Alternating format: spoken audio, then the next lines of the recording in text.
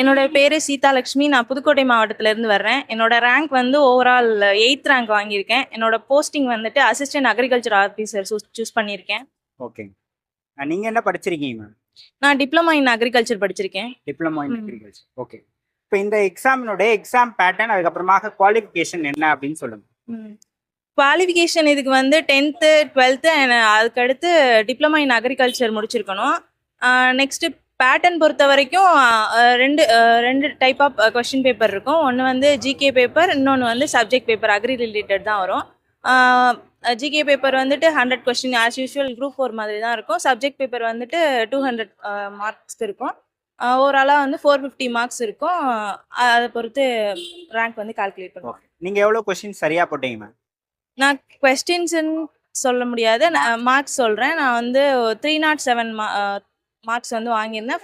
First வந்து 320 வாங்கியிருந்தாங்க. Okay. இது உங்களுடைய எத்தனாவது முயற்சி மேம்? இது என்னோட செகண்ட் அட்டெம்ப்ட். ஓகே. ஃபர்ஸ்ட் அட்டெம்ப்ட்ல நீங்கள் என்ன மிஸ்டேக் பண்ணதான் நினைக்கிறீங்க? ஃபர்ஸ்ட் அட்டெம்ப்ட்ல எனக்கு சிலபஸை சரியாக புரிஞ்சிக்க முடியல. அதனால எனக்கு வந்து சரியாக வரல. செகண்ட் டைம் வந்து நிறைய ஃபோக்கஸ் பண்ணி நிறைய ப்ரீவியஸ் இயர் கொஸ்டின் கேதர் பண்ணதுனால ஈஸியாக இருந்தது. இப்போ இந்த உங்களுடைய டெக்னிக்கல் பேப்பர் பற்றி ஃபர்ஸ்ட் பேசுவோம். அதுக்கு 10 யூனிட்ஸ் இருக்கும். அதில் எது எது முக்கியமாக படிக்கணும், நீங்கள் எந்த மாதிரி படிச்சீங்க அதை பற்றி சொல்லுங்கள். மெயினாக அந்த பேப்பர்லேயே கொடுத்துருப்பாங்க எந்தெந்த டாபிக் வந்து அதிகமாக கவனம் செலுத்தணுங்கிற மாதிரி மார்க் பேஸ் பண்ணியே கொடுத்துருப்பாங்க ஒவ்வொரு டாப்பிக்கும். அது மாதிரி எந்தெந்த டாபிக் வந்து அதிக மார்க் கொடுக்குறாங்களோ அதுக்கு இம்பார்ட்டன்ஸ் கொடுத்து படிக்கணும். மற்றது ஓரளவுக்கு பார்த்தா போதும். அதையும் பார்க்காம விடக்கூடாது. இருந்தாலும் அதிக மார்க் எதுக்கு கொடுக்குறாங்களோ அதுக்கு வந்து நிறைய இம்பார்ட்டன்ஸ் கொடுத்து படிக்கணும். ஓகே. நீங்கள் எந்தெந்த யூனிட்ஸ்லாம் இம்பார்ட்டண்ட்டாக படிச்சீங்க? மெயினாக அக்ரானமி நல்லா படிக்கணும், சாயில் சயின்ஸ் நல்லா படிக்கணும், அதுக்கப்புறம் ப்ரீடிங் நல்லா படிக்கணும், அதுக்கப்புறம் கிராப் ப்ரொடக்ஷன் ப்ராக்டிசஸ்ன்னு என்டமாலஜி பேத்தாலஜி இது நல்லா படிக்கணும், எக்ஸ்டென்ஷன் நல்லா படிக்கணும், எக்ஸ்டென்ஷன் எக்கனாமிக்ஸ். ஓகே. இப்போ இது படிப்பதற்கான சோர்ஸ் என்ன அவைலபிளாக இருக்கு? சோர்ஸ் வந்து காலேஜில் இருக்க மெட்டீரியலே போதும்.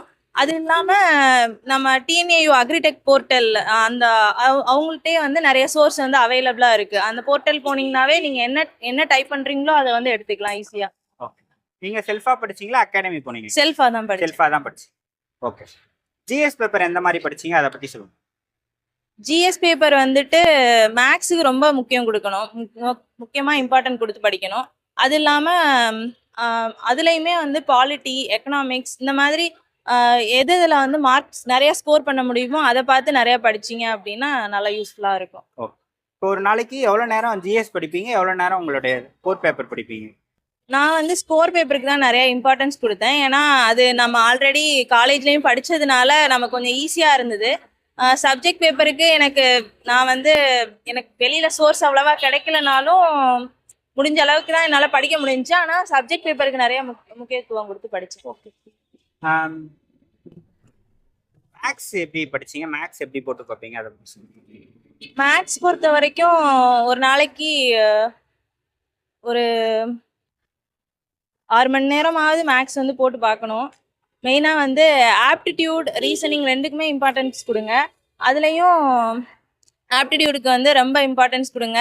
ரீசனிங் வந்து நமக்கு அந்த இடத்துல நம்ம யோசிச்சு போடுற மாதிரி இருக்கும். ஆனால் ஆப்டிடியூட் அப்படிங்கிறது வந்து நம்ம ஆல்ரெடி போட்டு பார்த்த சம் இருக்கிறதுனால நம்ம ஈஸியாக வந்து ஸ்கோர் பண்ண முடியும். இப்போ உங்களுடைய கோர் பேப்பர் வந்து தியரியாவே இருக்குமா இல்லை ப்ராப்ளமேட்டிக்ஸ் ரிலேட்டடாகவும் இருக்குமா? சிலது இப்போ நம்ம ஒர்க் பண்ண போகிறது வந்து ஃபார்மர்ஸ் கிட்ட அப்படிங்கிறதுனால அந்த ஃபீல்ட் எப்படி ப்ராக்டிக்கலாக இருக்கிற மாதிரி தான் இருக்கும். கொஸ்டின்ஸு ரொம்ப தியரிட்டிக்கலாலாம் இருக்காது, ப்ராக்டிக்கலாக நம்ம ஒன் வேர்டில் ஆன்சர் பண்ணுற மாதிரி தான் இருக்கும். ஓகே. இப்போ இது சம்மந்தமாக பிஒய்க்யூஸ்லாம் பார்த்தீங்களா? பார்த்துருக்கேன். உங்களுக்கு மொபைல் டிஸ்ட்ராக்ஷன் இருந்திருக்கா படிக்கிறப்ப? அதை எப்படி ஓவர் கம் பண்ணீங்க? ஸ்டார்டிங்கில் இருந்துச்சு, அதுக்கப்புறம் ஃபேமிலி சுச்சுவேஷன்ஸ் நினச்சி பார்க்கும்போது அதெல்லாம் இல்லை. ஓகே. இப்போ இந்த அக்ரிகல்ச்சர் அசிஸ்டண்டா இந்த போஸ்ட் படிக்கிறவங்களுக்கு நீங்கள் என்ன மெசேஜ் சொல்கிறீங்க? இப்போ நான் எழுதுனதுக்கு வந்து வேக்கன்ட் கம்மியாக விட்டுருந்தாங்க, 26 தான். ஆனால் இப்போ விட்டுருக்க அந்த 2026 வந்து வேக்கன்ட் விட்டுருக்கிறது வந்து 110 வேக்கன்ட் வந்து விட்டுருக்காங்க. ஸோ அதனால எல்லாருமே நம்பிக்கையாக படிக்கலாம். கண்டிப்பாக படிங்க, சீக்கிரமாகவே வேலைக்கு போகலாம். அவ்வளோதான். உங்க ஃபேமிலியில படிக்கிறதுக்கெல்லாம் சப்போர்ட் பண்ணாங்களா?